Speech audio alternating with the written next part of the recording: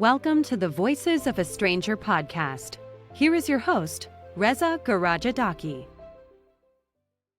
Hi, everybody, and welcome to another episode of The Voices of a Stranger. I am your host, Reza Garajadaki, and I'm super excited to share with you my story today. So I am actually the guest on The Voice of a Stranger, and I figured this is a wonderful way for those of you who have subscribed, are going to be going on this journey with me on this podcast to get to know me and hear my story as we build this station and as we have various guests. But what better than to tell you my story of coming to America? I know many people have been texting me and emailing me saying they're super excited about this episode, so I'm going to go right into it. First of all, I was born in Iran in 1968. So I'm 55 years old, and I've had a very interesting journey. I've lived now in 3 different countries, Iran, India, and the United States of America. And each of those experiences have probably made me who I am, and I'm very grateful for all those experiences. So before I get into my story and my life, let me paint a picture of what Iran was like in the 1970s and before I was born, and what Iran was like compared to what the Iran you hear in the news today.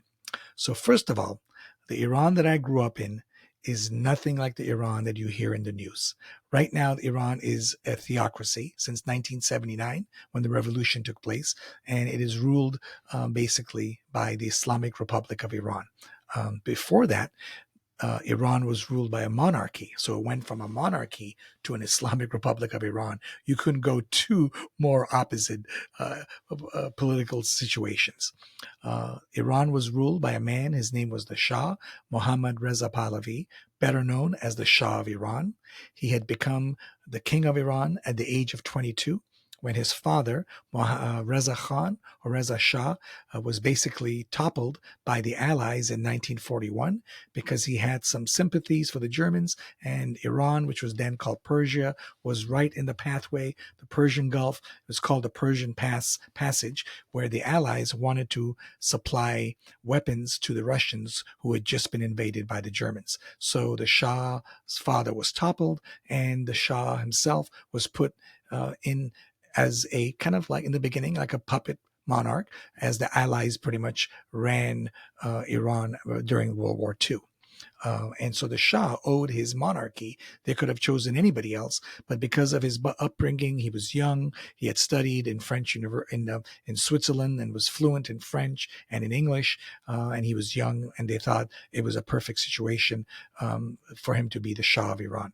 So from 1941 until 1979, 38 years, the Shah of Iran was the king of Iran. And that's the Iran that I grew up in. The Shah, in his defense, was very modern. He wanted to make Iran very progressive. He believed that women should be educated. They didn't have to wear the chador. They built schools and universities and hospitals. Thousands of Iranian young men and women were sent to the best universities in Sorbonne in France, to Canada, to England, to California, to US, to study and to come back and build this new version of Iran. Before there was Abu Dhabi, before there was Dubai and Qatar and the Emirates, the Shah was starting to build what you see now in the Middle East. We used to have cabarets. We used to have alcohol. There was nightlife. You could go to the Caspian Beach in the summers when we used to go on vacation with our families, and there would be Americans there and people in bikinis. It was a very, very different Iran. Most countries go forward in time. Well, Iran, because of the revolution, in my opinion, went backwards in time, and as far as being modernized and progressive. So the Shah, in his defense, really wanted to make Iran very modern. When I grew up in Iran in the 70s, I actually attended an American school. We had 3 American schools in Tehran in the 70s. What a concept, an American school in Tehran. You can never imagine that in this modern world. But back then, the Americans, the Brits, the French, they were BFFs with the Shah. And we had thousands of people from the West living in Iran, and many of our classes in English were taught by wives of American military attaches or CIA. They were our teachers. We used to have two American TV stations. I grew up watching Starsky and Hutch and $6 Million Man and, all the TV shows at Sesame Street, Streets of San Francisco, some of the shows, Bionic Women. Those are the shows that we grew up with. We had American supermarkets. I lived a very, very comfortable life my first 10 years of my life. I lived in Neov, Iran, which was 10 minutes from the Shah's palace. I lived in this huge mansion that my parents had built. And we actually, in our house, which was completely gated, we had a 3-bedroom apartment in the back for our servants. So I had a very privileged life my first 10 years. In the summers, I would visit my uncle in Switzerland and his wonderful wife, Esther. My mom would take me on vacations all over Europe. And one year, my mom had to go to the hospital for surgery in England. And all summer, I stayed in an English boarding school in Sherwood Forest at King's College. It was a boarding school. So English has always been part of my upbringing. And here's the reason. So my mom, her name is Malik Taj Sardar, and my dad, Masoud Gharachadari, they married in 1963. But my mom is of Iranian heritage, but was born and raised in India. She lived in Pune and then Bombay and went to college at Sophia College in Bombay. So my grandfather wanted to send his children to Iran because Iran was booming in the 60s and 70s under the Shah. And many Iranian people who lived in India of heritage many of them move back to build the Shah's Iran, especially because they had such good language skills having a British education in India. So my mom came to visit her cousins in the early 60s, was introduced to my dad, and they got married. Okay. My mom came with some money, and her father had given her a huge inheritance, and that's how my father and mother built this incredible mansion that I grew up with, which was, again, an amazing house that it's hard to explain, but some people call it like the spaceship house because it was amazing. On the weekends, my mom would host cocktail parties for all the military attaches from India and Australia and England, and we had cousins coming to our house, huge birthday parties for me. So I'm just trying to paint a picture of the kind of life I was living in Iran. I would, travel a lot with my parents, even to India at that time, and go on vacation to Goa, to some of the beautiful resorts. So we had a very good life. My father was from the northern part of Iran by the Russian border. So he's a little bit fair. He looks more European. And he was a town builder. And he built a town basically in the middle of the desert for the copper miners. Because copper was found in the desert in Iran, and my father worked for the Iranian government, a company called Sarchesh, which was part of the Shah's government. And my dad used to go to the United States and buy all the equipment of these big tractors, with the big wheels. He had this whole budget of buying all the equipment, and he built this incredible mini city. He was basically a project manager, and he got a medal from the Shah because of his efforts. So, we had a very good life. My grandmother, my father's mom lived there. My father's brother, my father's sister, all my cousins. I was the youngest one. So I got a lot of attention growing up, and being a Leo, I was kind of used to it. So I had a very, very good life. So what happened? Well, shit hit the fan, basically. Pardon my English. But the Shah, in his effort to modernize Iran, was constantly in struggle with the fundamentalist Shiite religious leaders of Iran called the mullahs. They're the clergy. They, in some ways, hold all the power because in all the villages, the religion, the education was the Quran. And in the early 60s, the Shah had a big enemy, the leader of this mullah movement, called Ayatollah Khomeini. You've probably seen his pictures, the beard, the big turban. Well, the Shah, instead of killing the Ayatollah, he sent him into exile to Iraq and southern Iraq. And Ayatollah Khomeini would send cassette tapes sneaked into Iran, smuggled into all the mosques and all the religious areas like Mashhad, holy city of Mashhad in northeast Iran, and poisoning the people in the villages and telling them that the Shah's government was blasphemy, it was westernized, it was against the Shiite. Iran should become a Muslim nation, and this women in bikinis and free alcohol and casinos and all these Americans. The Shah was too westernized. So this went on, and there was constant struggle between the Shah, but he had everything under control for the most part until the late 70s. Starting in 1977, things changed rapidly. We started noticing a lot of protests in the streets. And we lived on the foothills of Tehran. The Tehran is surrounded by mountains. So we lived in a very privileged area, but we could still start seeing smoke coming from southern parts of Tehran. We could see helicopters flying. And on the news, there was constant protests, and Shah's statues were being pulled down. And suddenly there was curfew. We couldn't go out after 7 o'clock. Our parents and our uncles and our friends' parents would whisper about what's going on. Nobody really thought that the Shah was going to be toppled. They thought the Shah was too powerful. He was backed by the Americans. And he was. All the way from 1941, every single U.S. president, from Truman to, from Roosevelt, because during World War I, from Roosevelt to Truman, to Eisenhower, to Kennedy, to Johnson, to Nixon, to Ford, and eventually to Carter. Yeah, I know my U.S. presidents, history major at UC Santa Barbara, basically supported the Shah. And he got all the best American hardware, including F-14 Tomcats and F-4 Phantoms.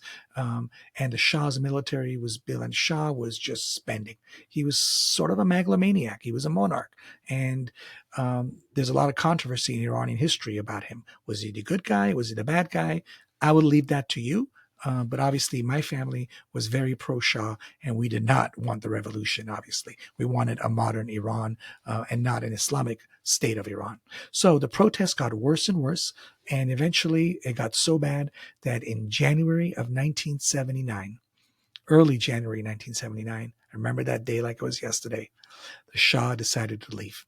Him and his wife, Queen Farah, and all their kids, Prince Reza, and all the princesses, moved to go to Egypt. They said he was going on vacation. He thought by maybe leaving Iran, the demonstrations would calm down. This had happened before in the 60s, and maybe he would come back again.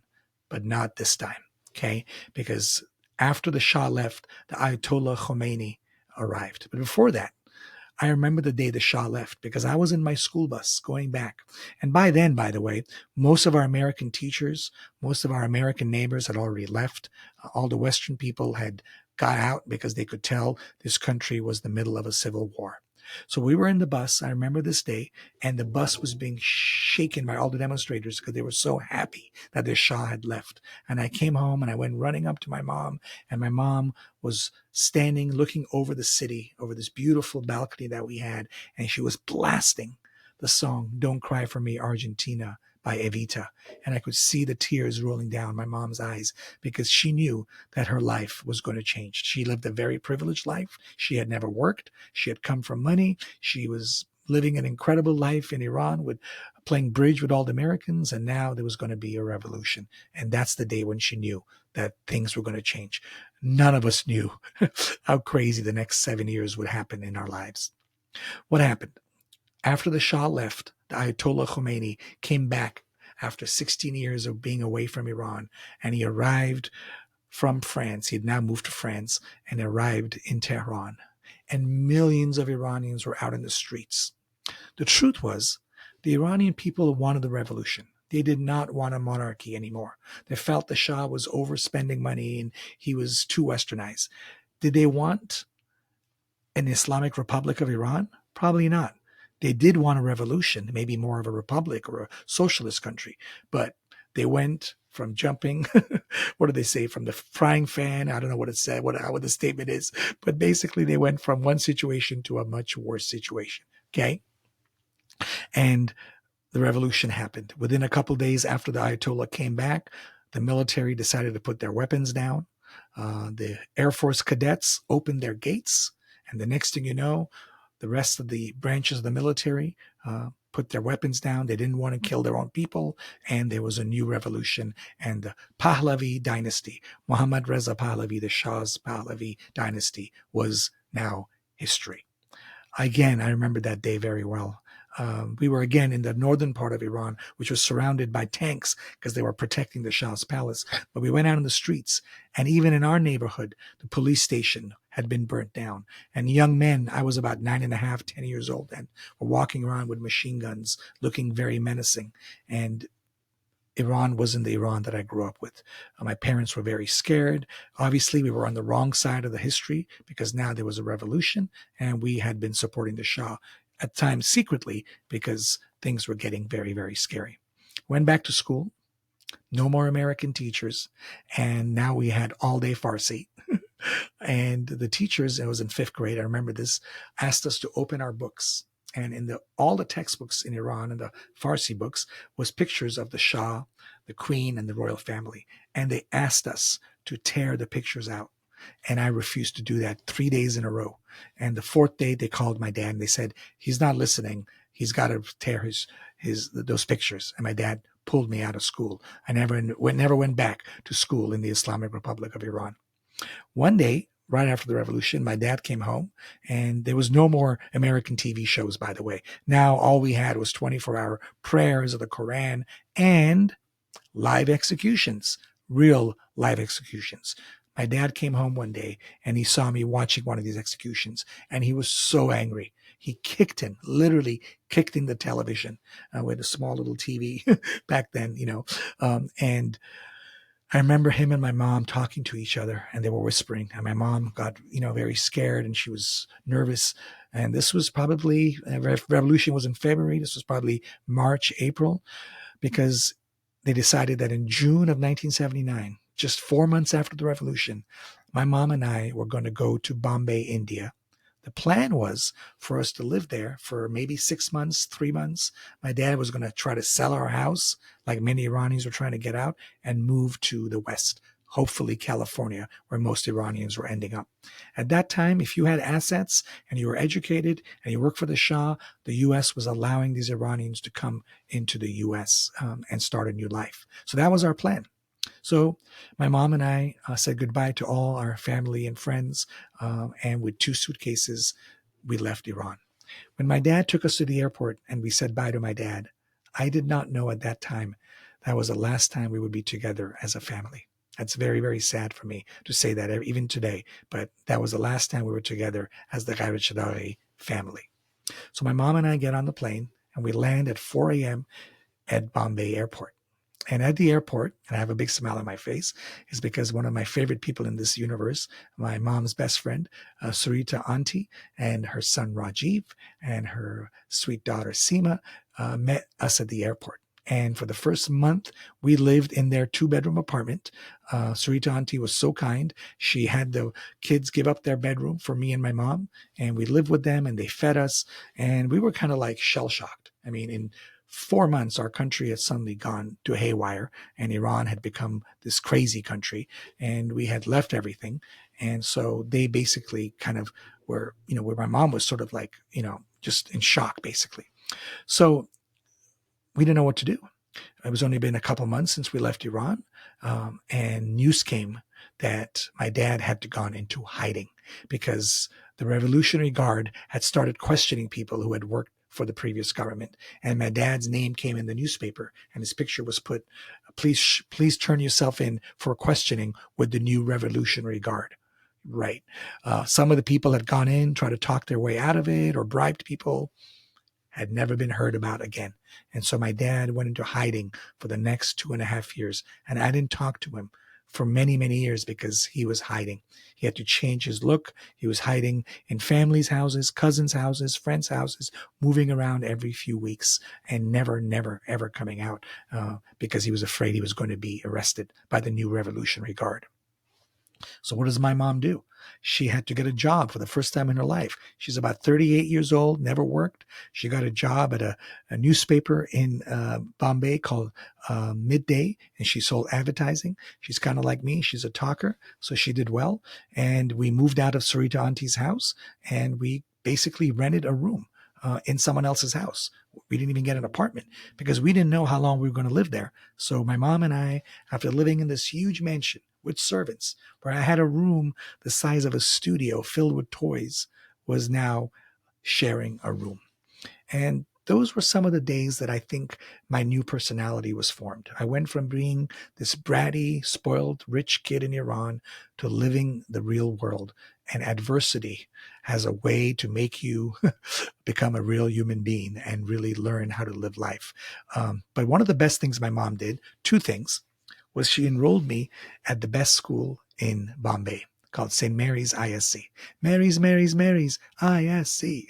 That's for all my St. Mary's boys who are going to be watching this all over the world. It was the best school in Bombay. White shirt, white pant, blue tie, kind of like Dead Poets Society. It was a Jesuit school. We had Hindu kids and Christian kids and Muslim kids. It was really a brotherhood. And very quickly, I became the football, soccer superstar because in the very 6 months when I first got there, the school made the city championship in soccer, hadn't done it in years, and yours truly scored both the goals in the final after we were down 1-0 to win the championship, and I became a superstar at the school with all the older boys and the younger boys. I was involved with drama, I was involved with speech, and God, Indian education system is very hard, very British, and I was very hyper, so I was an okay student, if that, but I was always involved in all the other other extracurricular activities. The second thing my mom did was she enrolled me, made me a member of this club. This is crazy. In Bombay in the 80s, there was a club called Breach Candy Club. Beautiful club, huge pool, looked like the shape of India, the pool, literally. Like it was like a mini lake and right on the beach. And only people who had international passports like us could become members. So Indians back then could not go to this club in India. Crazy, colonial, crazy stuff, even in the 80s. So I had friends in the weekends who were Brits, Americans, Germans. None of my Indian friends could come, but I was having a great time playing volleyball and water polo and soccer with all these westernized kids and going to the embassies to watch movies that hadn't been released in India. Okay, and India was very poor in the 80s. It was a socialist country. It was not the modern India that we know of today. Also, my mom had other family members there. For example, my mom had her stepsister there, Shabaji, and cousins. By the way, her cousins were big-time Bollywood stars in India. So when I get to Bombay, I don't know this. Next thing I know, my mom is introduced me to my uncle Sanjay Khan and Feroz Khan and their families, and they're big-time movie stars. Like big time. So I would go on weekends sometimes to Juhu Beach, which is kind of like the Malibu of Bombay, where all the movie stars live. And I would hang out with my cousins, Farah, Simone, Suzanne, my wonderful aunt, Zareen Auntie, my cousin Fardeen and Layla. And I would spend weekends with them sometimes. So I was having this magical life in Iran. My Indian boys in my my school would tease me. They'll be like, dude, you just got to this country. Well, not dude. They'd be like, Yaar, you got to our country. You're going to Bollywood and now you're hanging out with the German girls. Sorry, boys. That's a bad accent. But I was basically, living my life. Also, my uncle Aziz would come and visit us from Switzerland. And he played a pivotal role in my life because I was away from my dad. I was 11, 12, 13, 14. And every year my uncle would come and visit. And he didn't have a son. And so him and my Aunt Esther would visit, and my uncle would take me under his wing and give me the latest, Walkman and all this stuff, cameras from Switzerland. So I always was excited when my uncle Aziz would visit because it was like, it was sort of my father figure at that point. Anyway, so that's what happened. We were living in India. What happened to my dad? Well, after 2 years, my dad decided enough is enough. He hadn't been working. Most of our savings had dwindled. My mom was now working in India. So my dad decided it was time for him to escape. And there was a cottage industry that was formed in Iran where, just like we have in the US, where they smuggle people across the border. So there was two ways to escape Iran. One was to go towards Pakistan or Baluchistan or Afghanistan, which was closer to India, which I was hoping for. Or the other way was to go towards Turkey and go towards the west. We had no idea where he was. Remember, we never talked to him. We used to call my grandmother, my father's mother. And one time she said to us, "The bird has flown." So my mom knew he was escaping because other people had escaped. We had heard about other families' parents escaping. For 2 weeks, ladies and gentlemen, I went to sleep every night, hoping my dad would, when I would wake up, my dad would be there in Bombay. But he had decided to go the other way because the Afghanistan-Pakistan route was very dangerous with the war with Russia. And also, my dad spoke the dialect of Turkish at the border where he was escaping, and it was a safer route. So he took all his savings. He had one backpack. All he had was a T-shirt with my face on it. And he started climbing at night through mountains, hiding in caves and barns. If my dad had not made it to the border or had been captured, I might have never left India. My mom might have remarried in India. I would have never made it to America. So my dad's escape was the first step of miracles that had to happen for me to end up living in America. Eventually, my dad made it to the border. He had some family members waiting for him. While he was getting across the border, he was on a bus, and there was an Indian man on the bus with him. And he said to that man, "Are you going to India?" The man's like, "Yeah, I'm going to go to India once I get to the capital." He's like, "This is my wife's number. Can you call her and tell her that I've made it out?" And that's when we knew my dad had finally made it out and made it to Turkey. After that, he made it to Germany, and he actually applied for German citizenship. He was in Karlsruhe. And again, my Uncle Aziz and my Aunt Esther would go visit him. My dad was really beat up emotionally. He hadn't been working. He had given up his whole life. Our house was gone basically at that point. And he was very, very depressed. And he actually applied for German citizenship. If my dad had been given German citizenship, I would have maybe ended up in Germany. But he was denied German citizenship. And he had been given a month to leave Germany and go back to Iran, which would have meant automatic firing squad. My dad's brother, my uncle Jamshid Garchadahi, was a professor at Wharton University, University of Pennsylvania. Our whole family is very proud of him. He really is one of my heroes growing up.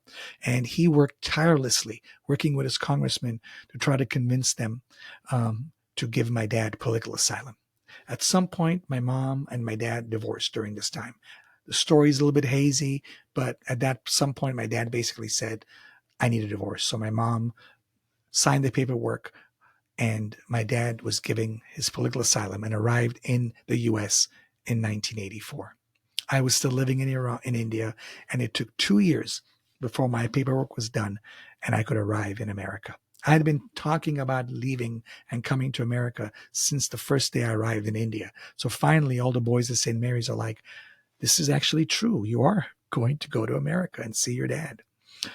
It was bittersweet because I was going to reunite with my dad and to go to the land of my dreams. Remember, I had grown up since a kid growing up in Iran, fantasizing about Disneyland, about America. I was told when I was in Iran that when I turned 18, my parents would send me to the best universities in America. That's the way we were brought up. When I lived in India, I would get up at 3 a.m. to listen to the Voice of America and listen to Ronald Reagan debating Mondale. I was fascinated about American history, movies, TV shows. So for me, at the age of 17, to come to America was one of the greatest dreams of my life. Again, we went to the airport, and this time there were about 30 people at the airport, including all my mom's friends and family. You know, a special thank you has to go to Sarita Auntie and her family, her sister, baby auntie, her niece, Sheetal, and her nephew, Vivek, and all the Saith family. If it wasn't for them, I don't know if my mom and I would have made it. I also had another great family friend, Pramila and Sunil Fatarfekar. All of these people, the people in India, really took care of my mom and I in 6 years and made it possible for us to survive. So for that, I will always be very, very grateful. And I'm very, very proud of my Indian side of my life. Anyway, I get on the TWA and I'm flying to the US. I am so excited. I can't wait. Long flight. On the other side was also my mom's sister, Faride. My mom's sister had married an Armenian man named John back in London and had moved to Iran. While they lived in Iran, Uncle John, worked for Pan Am. So after the revolution, all the Pan American employees were allowed to come to the US and work and work their way into citizenship. So my aunt and my cousins Natasha and Ophelia had been living in the U.S. Since the early 1980s. So at the airport was my dad and my aunt. When I got off the plane, my dad came up to me. I hadn't seen him for 7 years, and he grabbed me, and he was crying and weeping. All of his dreams had finally come true. All the hard work of escaping, living in Germany, escaping Iran, having to go all to that. And I finally arrived in the U.S., I will never forget, on January 8th, 1986. The sad part about it is my mom was still stuck in India. So I started living with my dad in Philadelphia in the middle of the cold from tropical India. And another miracle happened. My mom, remember that club, Beach Candy Club? She would go to that club every weekend still, see her friends. And this lady walked up to her, this American woman, and she said, Malik, where is your hyper son? He's always running around. Why are you so sad? I don't see him anymore, and you're so quiet. My mom said, yes, he's gone to America with his father. So this lady who worked at the American embassy said to my mom, do you have anybody in America that can send you a letter inviting you to come visit as a tourist? I can give you a revolving tourist visa. And she's like, my sister lives in New York. The lady's like, have her send her a letter. I will get you a visa. At that time, it was practically impossible for Iranian passport holders to get visas to America. This is during the 80s, after the hostage crisis. Iran and U.S. are no more BFFs. The Ayatollah's government under the Islamic Republic absolutely hated the Americans. They had taken 52 American hostages for 444 days in the early 80s. So an Iranian getting a visa to America was practically impossible. But this wonderful angel of a lady, this Jewish lady, Esther, gave my mom a visa. And so in April of 1986, my dad and I drove from Philadelphia to New York. My dad told me this years later. He said he went to the airport to greet my mom to see if there was something still left for him. But with all the years, the separation, my dad had changed as a human, as a person. He did not want to have a life with my mom, and my mom was very sad. So she ended up living in New York with my aunt Farida and my cousins Natasha and Ophelia.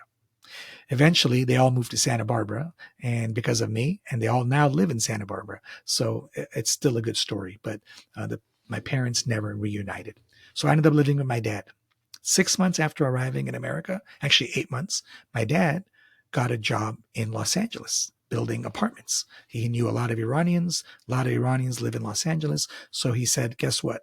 We're moving. I'm like, where are we going? California. We're going to Jack Tripper's Santa Monica, a threes company. And so 8 months after arriving in America, yours truly ends up in sunny California. My high school was 10% Persian, University High School. And 2 years later, I was elected prom king at my high school. Very proud. And also I won a speech contest to be graduation speaker. And our graduation was at Poly Pavilion at UCLA campus. And I gave a speech to over 500 students and parents. Very proud of that. Eventually I graduated, went to Santa Monica College, and then made it to the other miracle of my life, which is the beautiful campus of UC Santa Barbara. And while I was there in 1994, after I graduated, I worked for the admissions office. Me and a couple buddies went down to watch Brazil play Italy in the World Cup finals, came back to the campus, and we started Ole Ole Gauchos chant, which ended up becoming the chant, the mascot of the school. So in some ways, my friends have said to me, you're the creator of the Ole chant at UCSB. So for those of you listening who are Gauchos, Santa Barbara fans, I'm Ole's dad, baby. My dad got remarried in 1994 to a wonderful lady named Parveen. I have an incredible step family here in San Diego. My stepbrother Farhad and my stepsister Bita. And here's the best part of the story. My mom and my dad are very good friends. They talk every week on the phone. My mom is also very close to my step family. When she comes to San Diego, they invite her for dinner, and my step family absolutely loves my mom. There is no animosity. There's no resentment between my parents. And, you know, their divorce was circumstantial because of the revolution. They just, after the revolution, their life, they just became two different people. And I think, thinking back now, it's probably the best thing for them. My mom lives with my aunt in Santa Barbara and absolutely loves her life. And my dad is 94. He's still alive. And my mom is 83. She'll be 84 in April. And they're both in very good health. So, what is my lesson. Basically, life is weird. Things happen as far as that, right? I never thought my life would be like this. I lived in 3 different countries. It feels like I've had 3 separate lives, each of them with their own stories and their own history. At the end of the day, I just remembered that you have to always be strong. You can't let these situations get you down. I've tried to live the best version of myself. I've had some ups and downs. I've had some successes. I've had some relationships that worked out, that didn't work out. But at the end of the day, I remained true to myself. And I decided that I wanted to start this podcast and share my story and hopefully bring stories of many other amazing people to you. So that's my story of how I ended up in America. I hope you enjoyed it. I hope that you will get inspired by it. And if you have any questions about anything that I said, feel free to leave a message in the comments or send me an email. But we got some incredible speakers coming up. I hope you will continue to be part of the Voice of a Stranger. I'm super excited about this podcast, and I thought it was important for you as a listener to get to know me as a host. So that's my story. Thanks again, everybody. Remember, live life with passion. Be positive. And as we say, because we're Liverpool fans, remember, you never walk alone. No matter what happens, you never walk alone. Take care, everybody. Thanks for joining us this week. Please follow us on Instagram, Twitter, and Facebook, or on your webpage at thevoicesofastranger.com. If you enjoyed the show, please tell a friend and subscribe to the show. Tune in next week for a new guest. Until next time, keep living life with passion and make each day count.